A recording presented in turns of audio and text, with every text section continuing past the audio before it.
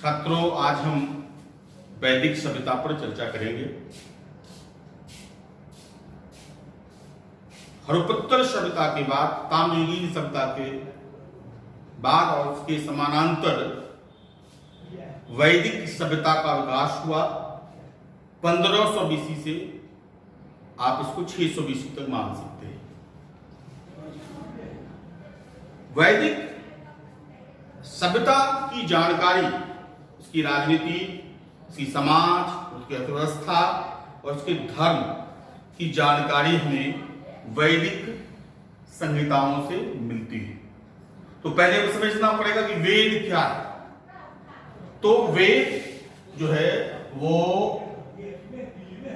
With धातु से बना है। वेद जो है वो विद धातु से बना है, जिसका अर्थ होता है जानना, टू नो। वेद विद धातु से बना है, जिसका अर्थ हुआ जानना। नॉलेज के अर्थ में इसके अलावा वेद में किसका चर्चा है? चर्चा है आर्य की। तो आर्य क्या है? आर्य एक भाषा सूचक शब्द है। आर्य क्या है? ये एक भाषा सूचक शब्द है। आर्य क्या है? एक भाषा सूचक शब्द है जिसका अर्थ होता है श्रेष्ठ। जिसका अर्थ होता है श्रेष्ठ। आर्य एक भाषा सूचक शब्द है जिसका अर्थ होता है श्रेष्ठ। संपूर्ण वैदिक साहित्य को संहिता भी कहा जाता है।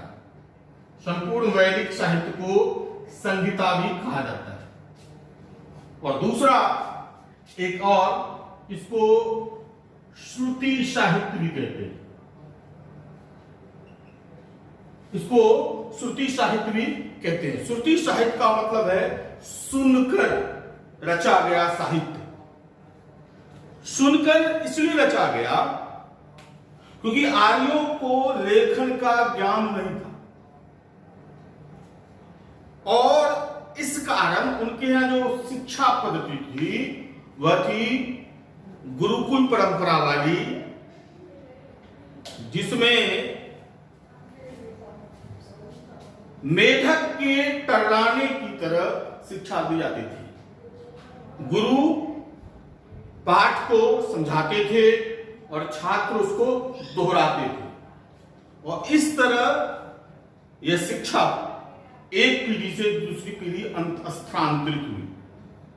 और बाद में इसका संकलन महर्षि कृष्ण द्वैपायन वेदव्यास ने किया। याद रखिएगा, वेदव्यास, इसके संकलनकर्ता वेदव्यास है। महर्षि कृष्ण द्वैपायन वेदव्यास इसके संकलन करता है। वेद आप जैसे जानते हैं 4 वेद है। सबसे पुराना हुआ ऋग्वेद। ऋग्वेद से ऋग्वैदिक कालीन राजनीति, समाज, अर्थव्यवस्था और धर्म का पता चलता है, और उसका पीरियड है 1500 बीसी से 1000 बीसी। 1500 से 1000 बीसी यानी ये जो है ऋग्वैदिक काल। ऋग्वैदिक काल ये 1500 से 1000 बीसी के बीच में। उसके बाद ऋग्वेद जो है, इस पर हम डिटेल से बाद में चर्चा करेंगे। ऋग्वेद, वेद 4 है, तो ऋग्वेद, यजुर्वेद, ठीक है, ऋग्वेद, यजुर्वेद, सामवेद और अथर्ववेद।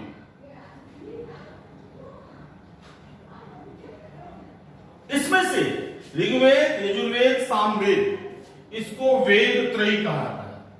इसको क्या कहा जाता है? वेद त्रयी। ऋग्वेद, यजुर्वेद, सामवेद को वेद त्रयी कहा जाता है, ये ध्यान रखेंगे।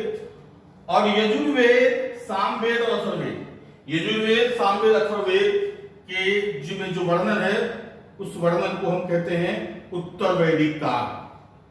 उत्तर वैदिक काल, जो कि 1000 से 600 बीसी। उत्तर वैदिक कालीन पीरियड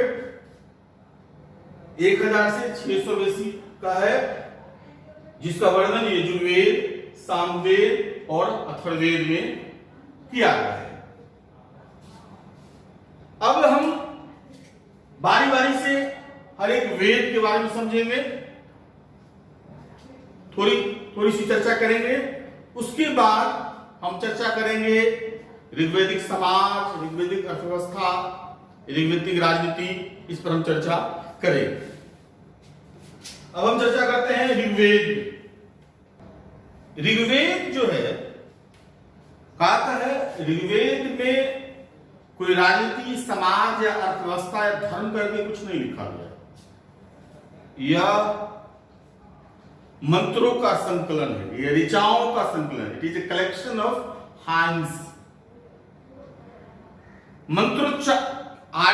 आर्य जो है वो मंत्रोच्चारण के द्वारा देवताओं का आवाहन करते थे, जिससे उन्हें भौतिक सुख प्राप्त हो। और इसका ऋग्वेद में 1028 सूक्त है और 10 मंडल। लेकिन ध्यान में रखिएगा, 2 से 7वां मंडल ये पुराना है, बाकी बाद में जोड़ा गया। 2 से 7वां मंडल पुराना है, बाकी बाद में जोड़ा गया। इन मंडलों में या इन सूक्तों में जो मंत्रोच्चारण के द्वारा भौतिक साधनों को प्राप्ति करने के लिए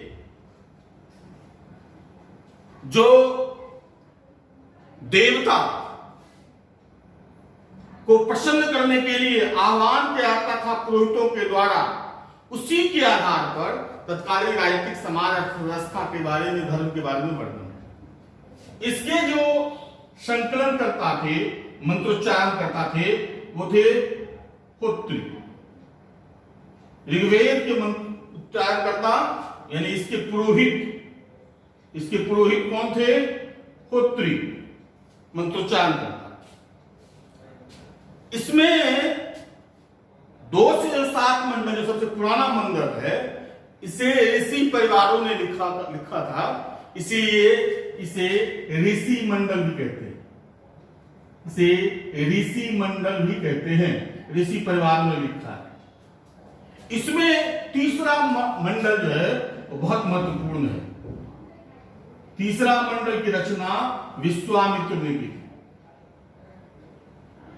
तीसरे मंडल की रचना विश्वामित्र ने की थी और इसी में गायत्री मंत्र का जाप। गायत्री मंत्र जो है वो किससे लिया गया? तीसरे मंडल से, रचना विश्वामित्र। ऋग्वेद में एक युद्ध के बारे में वर्णन है जो बहुत महत्वपूर्ण है। वो परुशनी यानी रावी नदी के किनारे युद्ध हुआ था, जिसको हम दशराग युद्ध कहते हैं। दशराग युद्ध, परुशनी यानी रावी नदी के किनारे दशराग युद्ध हुआ। ये बहुत महत्वपूर्ण है। इसमें विश्वामित्र 10 कबीलों का नेतृत्व कर रहे थे। 5 बड़े कबीले और 5 छोटे कबीले, उनका नेतृत्व विश्वामित्र कर रहे थे। और दूसरी तरफ राजा सुदास की तरफ से वशिष्ठ नेतृत्व कर रहे थे। और दोनों के बीच युद्ध में राजा सुदास की विजय हुई। इस संदर्भ में एक स्टोरी है कि विश्वामित्र, ये परीक्षा में पूछा जाता है कि एकमात्र क्षत्रिय जो ब्रह्मर्षि बने, एकमात्र क्षत्रिय जो ब्रह्मर्षि बने वो कौन थे? तो विश्वामित्र। इसके पीछे एक स्टोरी है। स्टोरी ये है, राजा विश्वामित्र जब शिकार के क्रम में जंगल में भ्रमण कर रहे थे, काफी समय हो गया था, भूख प्यास से परेशान थे, तो जंगल में देखा कि वशिष्ठ की कुटी है और वहां वो गए लश्कर के साथ। मुनि वशिष्ठ ने उनका स्वागत किया और उनको नाना प्रकार के भोजन कराए जो बड़े स्वादिष्ट और सुस्वादु थे। विश्वामित्र को लगा इस जंगल में इतना स्वादिष्ट, इतनी बड़ी मात्रा में भोजन कैसे उपलब्ध हो गया। तो उन्होंने वशिष्ठ से पूछा कि हमारे पास कामधेनु गाय है। विश्वामित्र ने कहा दिखाइए। देख करके वो चौंक गए, क्योंकि जो भी स्वादिष्ट, जितनी बड़ी मात्रा में भोजन उनसे मांगा था कामधेनु गाय से, तो वो मिल जाता था।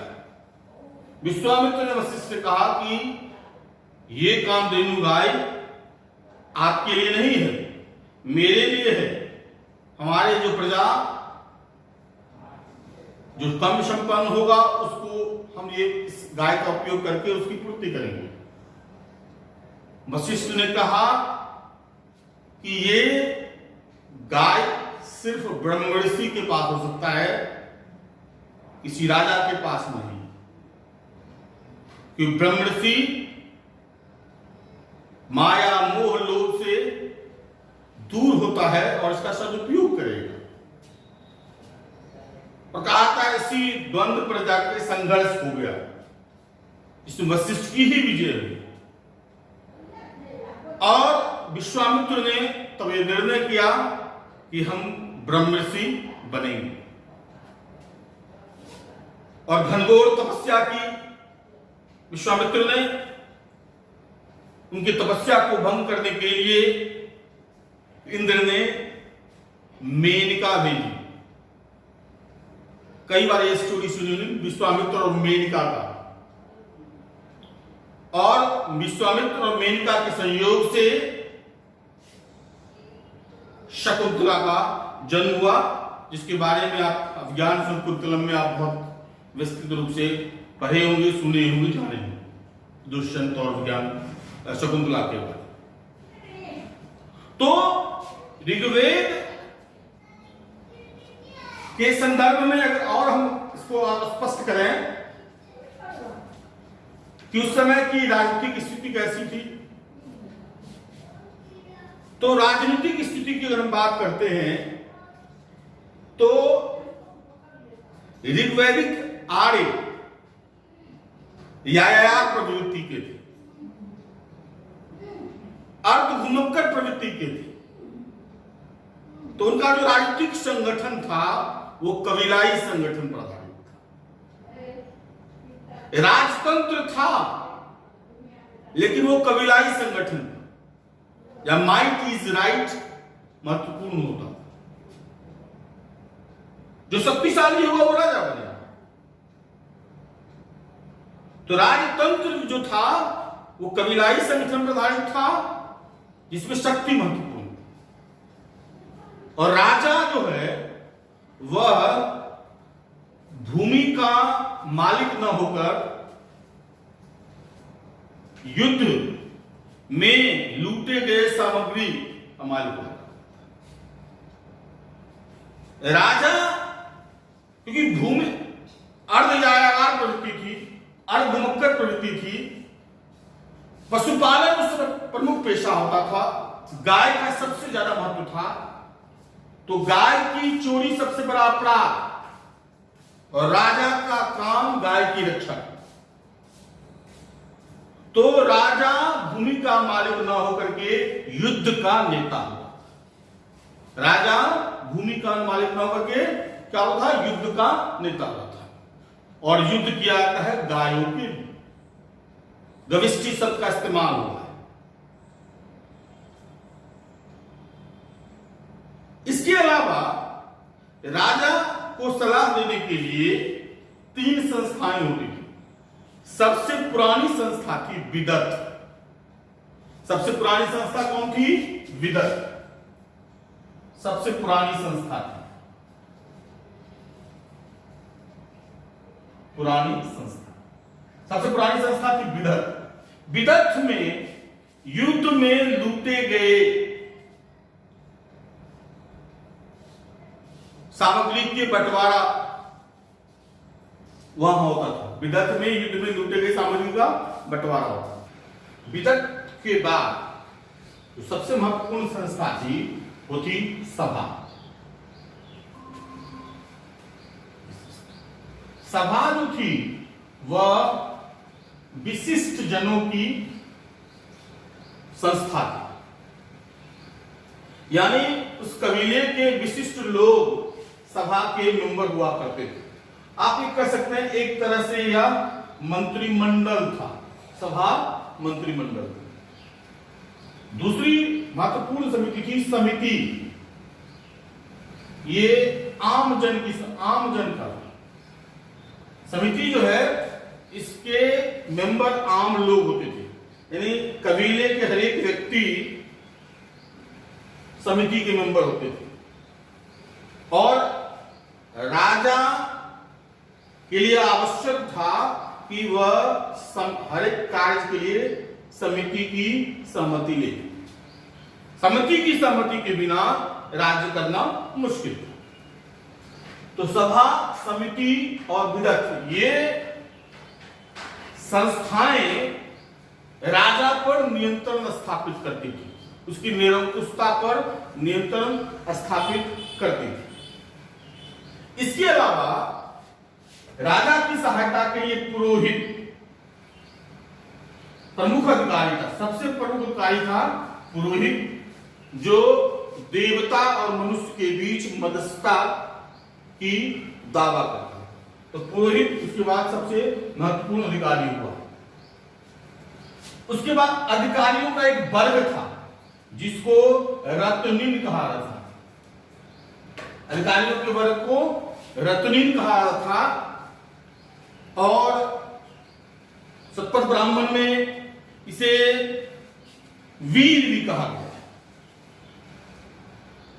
इसके अलावा भी कुछ अधिकारी थे, जैसे अच्छावाद, गोवीकर्तन, पालागल। लेकिन राजनीतिक संस्था के रूप में ऋग्वैदिक काल में राजनीतिक व्यवस्था बहुत सुदृढ़ नहीं हुई। लेकिन अगर क्रम के रूप में देखेंगे तो पहले हुआ सबसे छोटी इकाई हुई कुल, जिसका प्रमुख हो गया कुलक, यानी परिवार का मुखिया। उसके बाद गया ग्राम, इसका प्रमुख हो गया ग्रामिनी। तीसरी जो संस्था हुई वह विष, इसका प्रमुख हो गया विषयपति। उसके बाद जनपति, और उसके बाद राष्ट्र, इसका हो गया राजा। ये एक राजनीतिक क्रम था। इस संदर्भ में अगर आप देखेंगे, अगर राजनीति की विस्तृत जो व्यवस्था थी वो कबीलाई संगठन प्रधान थी, तो व्यवस्थित आधार नहीं ले पाया। पूर्ण रूप से राजतंत्रात्मक भी नहीं कर सकते थे। राजतंत्र था लेकिन माइट इज राइट होती थी और इन संस्थाओं के द्वारा नियंत्रण किया जाता था। अब हम इस समय के समाज को देखेंगे कि समाज कैसा था। इसका का समाज जो था वह पितृसत्तात्मक था। पितृसत्तात्मक समाज था। पिता यानी पुरुष की चलती पितृसत्तात्मक समाज था। सुनशेष आख्यान में लिखा गया है कि पिता अपने पुत्रों को भी बेच सकता था। पितृसत्तात्मक समाज था, लेकिन महिलाओं की स्थिति बहुत अच्छी थी। मेरे अनुसार ऋग्वैदिक कालीन महिलाओं की स्थिति आज तक भारत में नहीं है। ऋग्वैदिक कालीन महिलाओं की जो सामाजिक स्थिति थी, अगर उसको भी भारत प्राप्त कर ले तो बहुत है। अब हम ऋग्वैदिक कालीन समाज में स्त्रियों की स्थिति पर देखते हैं। गौर कीजिएगा, किसी भी समाज या किसी भी राष्ट्र का आकलन किया जाता है कि उस समाज में स्त्रियों की स्थिति कैसी थी। अगर स्त्रियों की स्थिति अच्छी है, लैंगिक स्थिति अच्छी है, तो समाज और राष्ट्र आगे प्रगति की ओर बढ़ता है।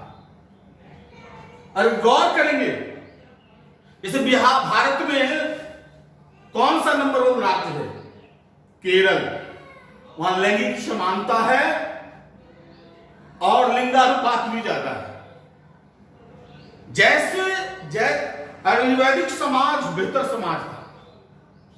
क्यों? एक तो स्त्रियों की स्थिति अच्छी थी, उस पर हम चर्चा करेंगे। दूसरा था समतावादी समाज। समतावादी समाज, इससे पहले सिंधु घाटी का जो समाज था वो विषमतावादी समाज था। आर्थिक रूप से खाई बहुत ज्यादा था। यहां जो समतावादी समाज था, ऋग्वैदिक समाज, 2 पार्ट में बटा हुआ था। गौरवर्ण, सिर्फ 2 गौरवर्ण और श्यामवर्ण। गौरवर्ण यानी आर्य जो विजेता थे, आर्य विजेता, और श्यामवर्ण अनार्य जिनको विजित किया। बस यही डिफरेंस था। ये समाज समतावादी इसलिए कह रहे हैं कि जातिगत विभाजन नहीं था समाज में।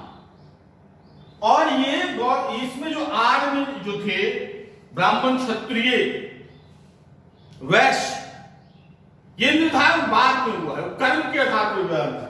आर्यकालीन समाज कर्म के आधार पर विभाजित था और समतावादी समाज था। और समाज का कोई भी एक ही परिवार में कोई ब्राह्मण का काम करता था, कोई क्षत्रिय काम करता था, कोई वैश्य का काम करता था, और वो ट्रांसफरेबल था, वो चेंज होता रहता था। और इसमें कोई विषमता नहीं थी।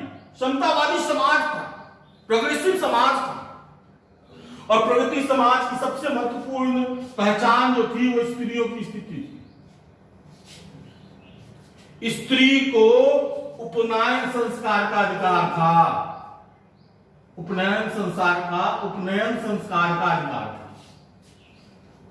आज तक स्त्रियों को उपनयन संस्कार का अधिकार नहीं दिया गया।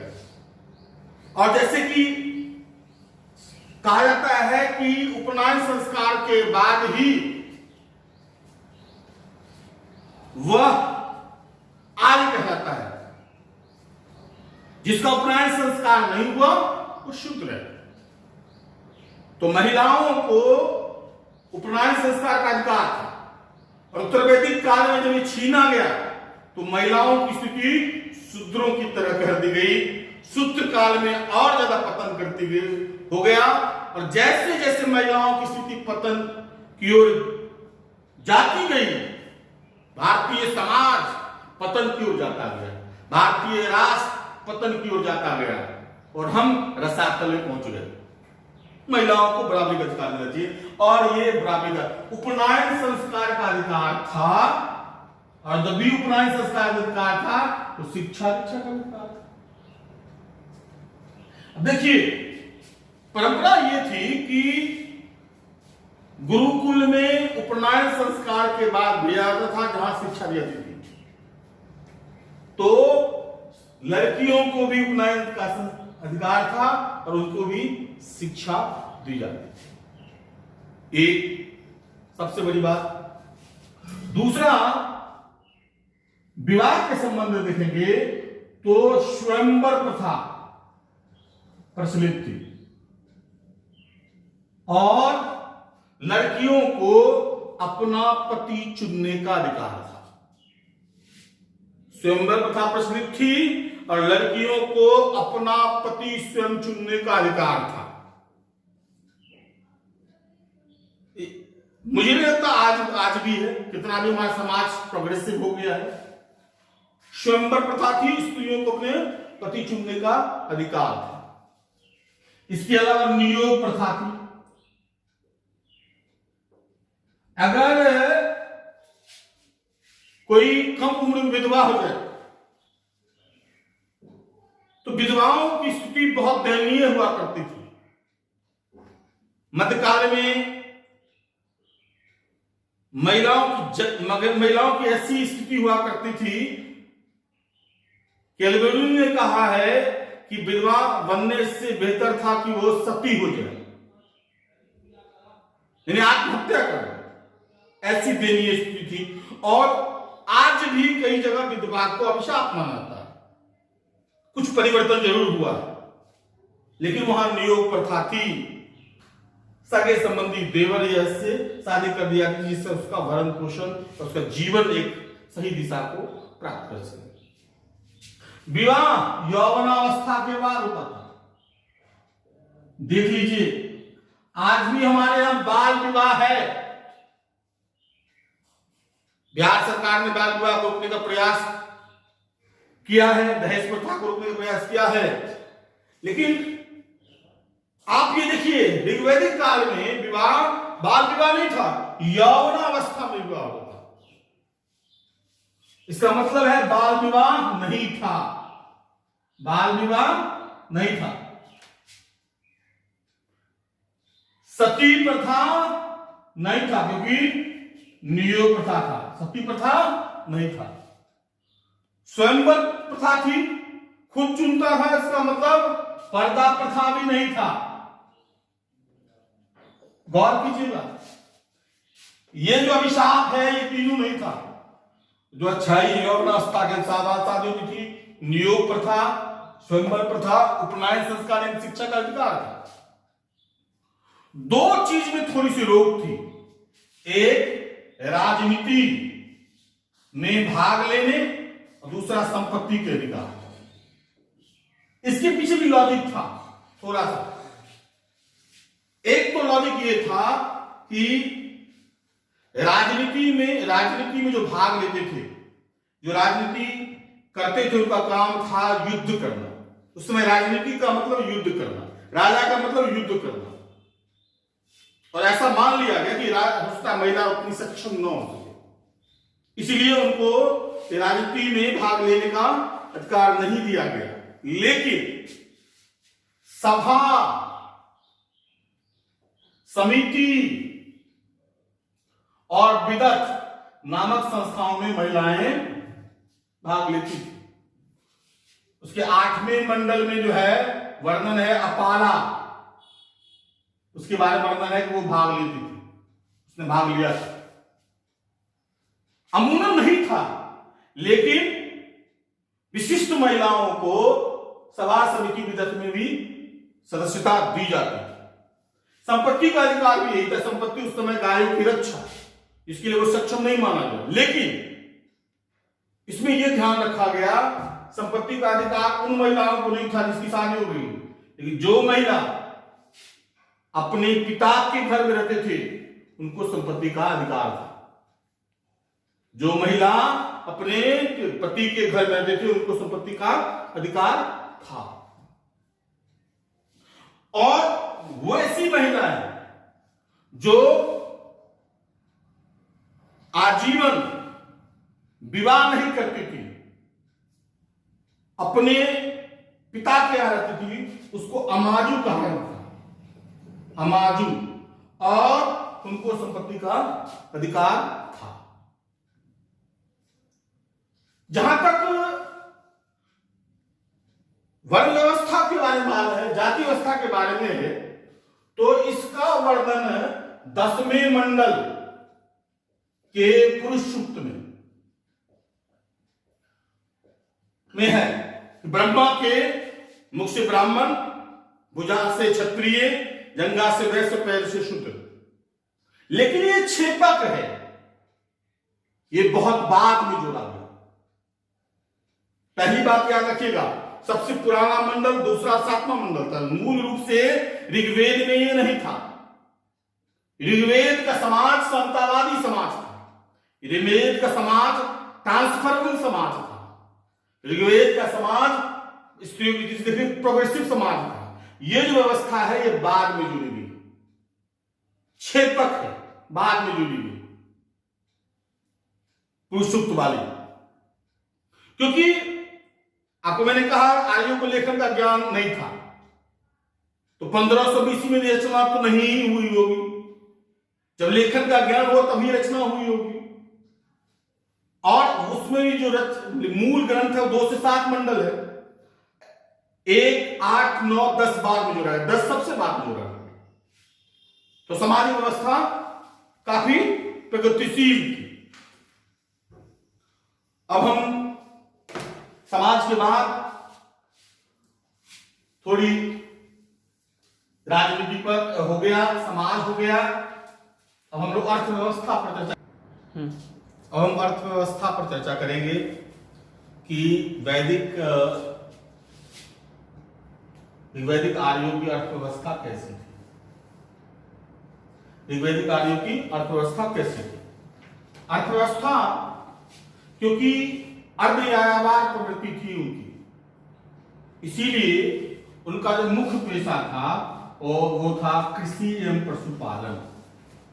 कृषि एवं पशुपालन, उसमें भी पशुपालन बहुत ज्यादा महत्वपूर्ण था।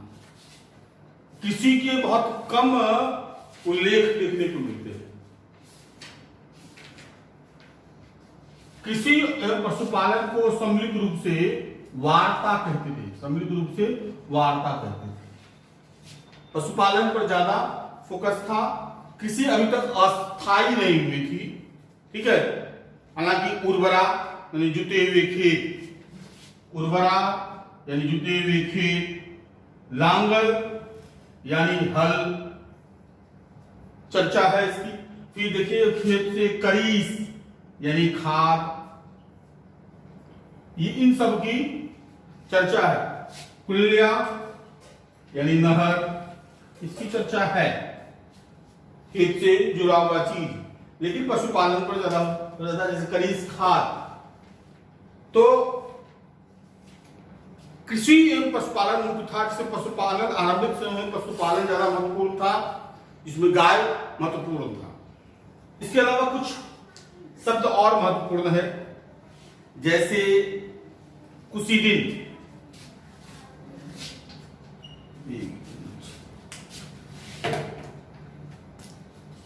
कुशीदिन ये हो गया ऋणदाता। ऋण जो है ऋण से जुड़ा हुआ है। वेकनाट, वेकनाट ये सुदखोर। कुछ शब्द इंपॉर्टेंट है जो परीक्षा में पूछा आता है। तंतुवाई, तंतुवाई यानी जुलाहा। तक्षण जो लौकार था वो, ये सब यानी कुशीदिन ऋण का। इसके अलावा कुछ शब्द इंपॉर्टेंट है। कुशीदिन ऋण, वेकनाट सुदखोर, तंतुवाय जुलाहा, तक्षण जिसको आप बढ़ई कह सकते हैं, बढ़ई। तक्षण यानी बढ़ई। कर्मार यानी लोहकार, यानी छोटा छोटा पेशा उस समय था। इसके अलावा अगर निष्क नामक एक निष्क सोने की होती थी, जो आभूषण के रूप में प्रयोग होता था और कुछ हद तक सिक्के के रूप में भी होता था, लेकिन ज्यादा आभूषण के संदर्भ में आपको निष्क दिखेंगे। निशाका, निशाका शब्द का इस्तेमाल हुआ है सिक्के के लिए, ठीक है। एक और शब्द इंपॉर्टेंट है वाप्ता। ये इसको नाय, वाप्ता यानी नाय। अगर इसके ब्राह्मणों में इसका स्पष्ट उल्लेख है। सतपथ ब्राह्मण में बैलों द्वारा हल चलाए जाने की चर्चा है, लेकिन अधिकतर जो उल्लेख है वो कृषि और पशुपालन से ही संबंधित है।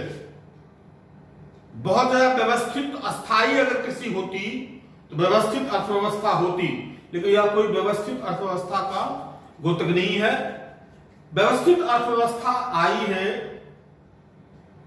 उत्तर वैदिक काल में। उसका रीजन ये था कि 18वीं शताब्दी में मध्य एशिया के हित्ताइट जातियों के द्वारा जो लोहे की खोज की थी, उसका भारत में 11वीं शताब्दी में उपयोग होना शुरू हुआ। 11वीं शताब्दी में अंतरंजी खेरा, 11वीं सेंचुरी बीसी में अंतरंजी खेरा में भारत में लोहे की खोज हुई। अंतरंजी खेरा में लोहे की खोज हुई।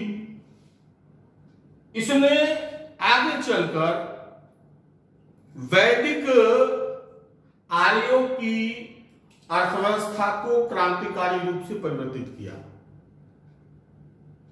और कहा जाता है कि इसका प्रचलन 8वीं शताब्दी से बहुतायात से होने लगा और लोहे के आविष्कार ने एक तरफ लोहे से हल, जंगल को काटने के लिए अस्त्र शस्त्र बनाए जाने लगे। इससे उपजाऊ भूमि का विस्तार हुआ, उसको प्लगिंग करना आसान हो गया और युद्ध सामग्री बनने लगी। भूमि के विस्तार हुआ, इधर युद्ध सामग्री बनने लगी, तो अब भूमि के लिए लड़ाई शुरू हुई। भूमि अस्थायी हो गया तो सरप्लस प्रोडक्शन हुआ। उत्तर वैदिक काल में इसकी विस्तृत चर्चा करेंगे। अंतरंजी खेरा में 11 सेंचुरी बीसी में लोहे की खोज ने जो क्रांतिकारी परिवर्तन किया, उसका प्रभाव उत्तर वैदिक काल में देखने को मिलता है। अब हम थोड़ा सा धर्म पर चर्चा करेंगे। ऋग्वैदिक आर्यों की का जो धर्म था वो व्यवहारिक था और उपयोगितावादी था। आर्य प्रकृति पूजक थे और वे प्रकृति की पूजा भौतिक सुखों की प्राप्ति के लिए करते थे। यानी भौतिक सुख प्राप्त हो, यह उनका मुख्य ध्येय था, इसलिए व्यवहारिक और उपयोगितावादी था। बहुदेववाद प्रचलित था। वैसे तो देवताओं को तीन क्रम में बांटा गया है। पृथ्वी, अग्नि, सोम, अंतरिक्ष के इंद्र, रुद्र, वायु, आकाश के देवता जो हुए धौष, वरुण, मित्र, सूर्य और पूषण। बहुदेववाद था, लेकिन सबसे जो प्रमुख देवता थे इंद्र, जो वर्षा के देवता थे, युद्ध के देवता थे। उनके सहयोगी प्रजन्य बादल के देवता थे, मरुत आंधी के देवता थे, अग्नि उनका भाई था। और एक याद रखिए, सूर्य, अग्नि, एक अग्नि ऐसा है जिसका तीनों जगह वास है, अलग अलग नाम से, पृथ्वी में भी, अंतरिक्ष में भी, आकाश में भी। और अग्नि को पुरोहितों का देवता माना जाता है। तो इंद्र सबसे प्रमुख देवता थे, जिसको पुरंदर कहा गया, किलों को तोड़ने वाला कहा गया है। उसके बाद अग्नि सबसे प्रमुख देवता था, जिसे भुवन चक्षु भी कहा था, जातवेदस भी कहा था। तीसरे प्रमुख देवता थे वरुण, जिसे ऋतु का नियामक, प्रकृति का नियामक, सागर का नियामक, और ये अगर अप्रसन्न होते थे तो लोगों को जलोदर रोग दे देते थे। इन्हें असुरों का देवता भी कहा जाता है। इनकी तुलना ईरानी देवता अहुर मजदा से की जाती है, जो असुरों के देवता थे। ईरानी देवता अहुर मजदा, जिसकी चर्चा जिंदावस्था में की गई है। ऋग्वेद के समान ही ईरान में जिंदावस्था लिखी गई, जो उसके प्रमुख देवता थे अहूर मजदा। ध्यान रखिएगा, अहूर मजदा, अहूर मजदा, ये हमारे वरुण के समान। इसके बाद पूषण, ये पशुओं के देवता थे, बकरी इनका प्रमुख वाहन था।